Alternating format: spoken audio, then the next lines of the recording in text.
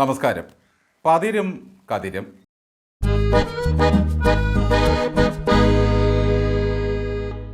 നായർക്ക് ഇഞ്ചിപക്ഷം അച്ചിക്ക് കൊഞ്ചുപക്ഷം എന്ന് ചൊല്ലുണ്ട്.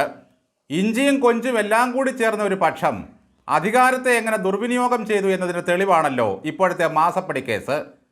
സ്വപ്ന സുരേഷ് പറഞ്ഞത് വിശ്വസിക്കാമെങ്കിൽ അമ്മയും മകളും ചേർന്ന പദ്ധതി നിർവഹണ സംഘം ക്ലിഫ് ഹൗസിലിരുന്നാണ് എല്ലാം തീരുമാനിച്ചു കൂട്ടിയത്.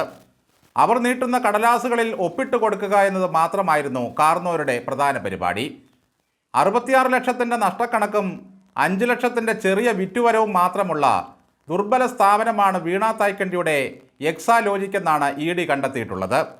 അതിപ്പോൾ പ്രത്യേകിച്ച് കണ്ടെത്താൻ എന്തിരിക്കുന്നു സാർ?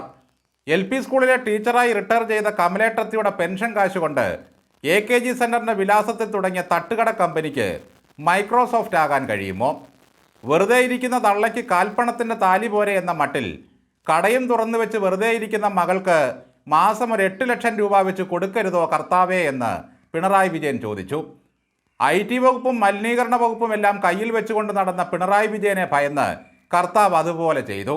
പക്ഷേ അദ്ദേഹത്തിൻ്റെ ഡയറിയിൽ കാണുന്ന PV ഞാനല്ല കേട്ടോ. കർത്താവേ കർമ്മം ക്രിയ. കർത്താവ് ചെയ്തു കൊടുത്ത കർമ്മങ്ങൾക്കൊക്കെ ഉള്ള ക്രിയയാണ് ഇപ്പോൾ കാരണഭൂതനും കുടുംബവും അനുഭവിക്കുന്നത്. ഇത്രയും കുറഞ്ഞ കാശ് കൊണ്ട് എത്ര കമ്പനിയാണ് വീണ തുടങ്ങിയത്? കൂടാതെ മറ്റൊരു തട്ടിക്കൂട്ട് കമ്പനിയും അങ്ങ് തുടങ്ങി. അതിൻ്റെ പേരാണ് രസം, ലോക്കർ ഇന്ത്യ കോർപ്പറേഷൻ. എന്തായാലും ലോക്കറിലിരുന്ന തെളിവുകളെല്ലാം ED കൊണ്ടുപോയി. എക്സാലോജിക്കിനാണെങ്കിൽ ലോജിക്ക് ഇല്ലാതെയുമായി. വീണമോൾക്ക് ആ പണം കൊടുത്തത് പിണറായി വിജയനെ ഓർത്താണെന്നും വീണയുടെ കമ്പനി എനിക്ക് സേവനമൊന്നും നൽകിയിട്ടില്ലെന്നും കർത്താവ് മൊഴി കൊടുത്തിട്ടുണ്ട്. 2 വർഷങ്ങൾക്ക് മുമ്പ് സ്വന്തം മൊഴിയിലൂടെ വീണ അത് ശരിവയ്ക്കുകയും ചെയ്തു.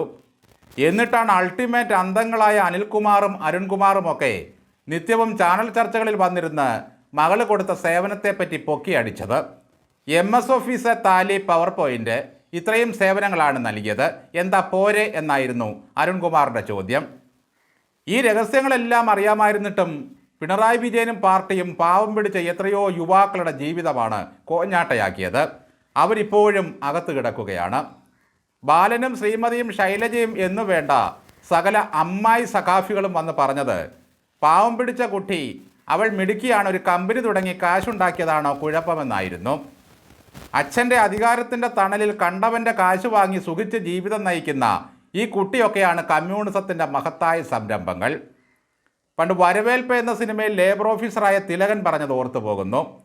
നെല്ലുകുത്തുന്ന ഒരു മില്ല് തുടങ്ങിയാൽ അവൻ ബൂർഷ്വ, ഒരു സെക്കൻഡ് ഹാൻഡ് ബസ് വാങ്ങിയാൽ അവൻ ബൂർഷ്വ. എന്നാൽ യഥാർത്ഥ ബൂർഷയായ ശശിധരൻ കർത്താവിൻ്റെ കയ്യിൽ നിന്നും മാസപ്പടി വാങ്ങി വീട്ടിലിരുന്ന് സൂക്ഷിക്കുന്ന മകളെ എന്ത് പേരിട്ട് വിളിക്കണം സഖാക്കളെ? എന്നാൽ ഇപ്പോൾ പുറത്തു വരുന്ന വാർത്തകളെല്ലാം തള്ളുകയാണ് കൈകൾ പരിശുദ്ധനായ വിജയൻ. വിഷയം എന്നിലേക്ക് എത്തിക്കാനുള്ള ശ്രമമാണ് ഇപ്പോൾ നടക്കുന്നത് എന്നാണ് ആ പിതാവ് പറയുന്നത്. അല്ലയോ പരമ്പൊരുളെ പിതാമഹ കാരണഭൂത, മകളിങ്ങനെ കൈനനയാതെ കോടികൾ വാങ്ങിച്ചു കൂട്ടിയതിൻ്റെ ഉത്തരവാദിത്വം പിന്നെ ആർക്കാണ് സഖാവേ? ഉള്ള ജീവിത സാഹചര്യങ്ങൾക്കനുസരിച്ച് ജീവിക്കാൻ വിദ്യാർത്ഥികൾ പഠിക്കണമെന്ന് മുഖ്യമന്ത്രിയായിരുന്നപ്പോൾ പിള്ളേരെ ഉദ്ബോധിപ്പിച്ച മുതലാണല്ലോ അങ്ങ്. എന്തുകൊണ്ടാണ് സ്വന്തം മകളോട് അത് പറഞ്ഞു മനസ്സിലാക്കാതിരുന്നത്? കഴിഞ്ഞ 10 വർഷവും കർക്കിടക മാസമാകുമ്പോൾ പിണറായി വിജയൻ ഒരു കിടത്തി ചികിത്സയും തിരുമ്മലും ഔഷധക്കഞ്ഞി മോന്തലും ഉണ്ടായിരുന്നു.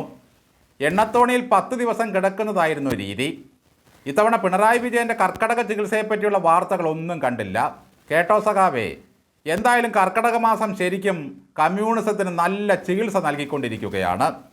കേസിൻ്റെ നിർണായക ഘട്ടത്തിൽ ED പുറത്തുവിട്ട റിപ്പോർട്ട് സൂചിപ്പിക്കുന്നത് അന്വേഷണം പ്രതിപക്ഷ നേതാവ് പിണറായി വിജയനിലേക്കും എത്തുമെന്ന് തന്നെയാണ്.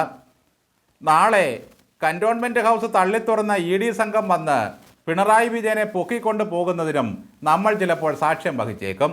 അപ്പോൾ കൂട്ടിൽ കിടന്ന് കുരയ്ക്കാൻ നിങ്ങളുടെ റോബിൻ പട്ടി മാത്രമേ ഉണ്ടാകൂ.